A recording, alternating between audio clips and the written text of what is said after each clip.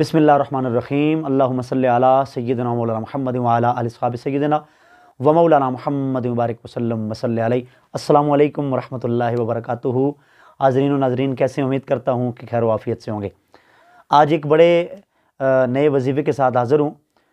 अक्सर लोग जो हैं वो डिप्रेशन का शिकार होते हैं कि उनके चेहरे पर जो है वो दाग धब्बे होते हैं और काफ़ी उसकी वजह से वो परेशान रहते हैं कि इसका कोई हल बताया जाए, इसकी कोई हम दवाई लें, कोई मरहम इस्तेमाल करें ताकि जिससे हम ये जो हमारे दाग धब्बे हैं ये दूर हो जाएं और हमारे ज़हन से जो हम डिप्रेशन का शिकार हो चुके हैं तो वो दूर हो।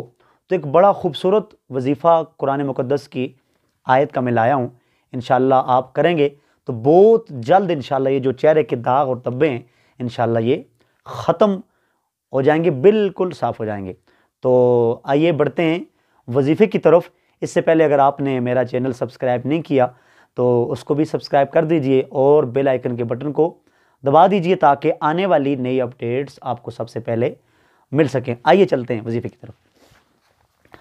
तो जी वजीफ़ा है, अगर किसी के चेहरे पर दाग हों, दाग धब्बे पड़े हों, दाने हों या इसके अलावा कोई भी निशानात जिल्द पर रह चुके हों तो बहुत खूबसूरत जो वजीफ़ा है वो आपके साथ शेयर कर रहा हूँ।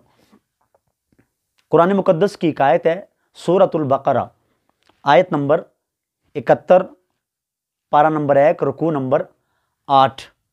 समात फरमाइए, ये स्क्रीन के ऊपर मैं आपको दिखा भी रहा हूँ।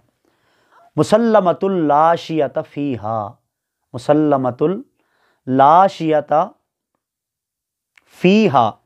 अगर किसी के चेहरे पर दाग धब्बे हों तो ये जो आयत मुबारका है किसी भी दवाई के ऊपर या मरहम जो भी आप इस्तेमाल कर रहे हैं वो तो आप ऑलरेडी इस्तेमाल कर रहे हैं, लेकिन ये जो आयत मुबारका है इसको 41 मरतबा पढ़ के उस दुआ के ऊपर दम करें।